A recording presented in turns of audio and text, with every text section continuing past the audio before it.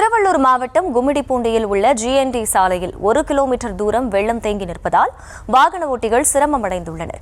தாமரை ஏரியில் இருந்து வெளியேறிய கழிவு நீரும் சூழ்ந்துள்ளதால் துர்நாற்றம் வீசி வருகிறது. கூடுதல் விவரங்களை செய்தியாளர் மகேஷ்குமார் வழங்க கேட்கலாம். மகேஷ்குமார், வணக்கம். இந்த நீரை அப்புறப்படுத்துவதற்கான பணிகள் நடைபெற்று வருகிறதா? கள தகவல்கள் என்ன?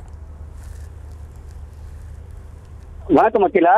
டிட்வா புயலின் காரணமாக தொடர்ந்து பெய்து வந்த மழையால கும்மிடிப்பூண்டி சிப்காட் பகுதியை ஒட்டி சென்னை கொல்கத்தா தேசிய நெடுஞ்சாலையில் தேங்கியிருந்த மழை நீரோட கலந்த கழிவு நீரானது நேற்று மாலை தாமரை ஏரி நீர் வரத்து கால்வாய்கள் வழியாக அரசு அதிகாரிகளால் திறந்து விடப்பட்ட நிலையில ஏற்கனவே தாமரை ஏரியில் தேக்கமடைந்து கிடக்கும் கழிவு நீர் தொழிற்சாலை ரசாயன கழிவுகளுடன் கலந்து வெளியேற வழி இல்லாம கும்மிடிப்பூண்டியின் பிரதான சாலையாக விளங்கக்கூடிய GNT சாலையில் சுமார் 1 கிலோமீட்டர் தூரம் தேங்கி கடல் போல காட்சி அளிக்குது.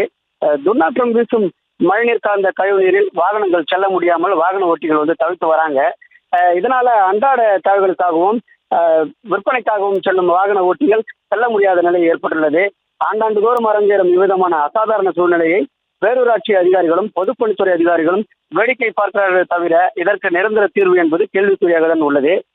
கும்மிடிப்பூண்டியில் அரசு அதிகாரிகள் மக்களுக்கான வேலைகளை செய்கிறார்களா அல்லது அரசு அலுவலகத்தில் தங்களது குடும்ப பணிகளை செய்கிறார்களா என சந்தேகிக்கும் வகையில் அரசு அதிகாரிகளின் நிலைப்பாடு உள்ளதாக அப்பகுதி மக்கள் குற்றம் சாட்டி வராங்க. ஏற்கனவே தாமரை ஏரியில் கழிவு நீர் தேங்கி சுமார் 2 கிலோமீட்டர் தூரம் வரை நிலத்தடி நீர் பாதிப்புக்குள்ளாகி அப்பகுதி மக்கள் பலவிதமான நோய் தொற்றுகளுக்கு ஆளாகி வராங்க. பிரதான சாலையில தேங்கியுள்ள கழிவு நீரை அப்புறப்படுத்த அதிகாரிகள் நடவடிக்கை எடுக்காம தேர்தல் நெருங்கும் நேரத்தில் அரசுக்கு அவப்பெயர் ஏற்படுத்தும் வகையில செயல்படுவது வாக்கு சதவீதத்தை கூட குறைக்க வாய்ப்புள்ளது.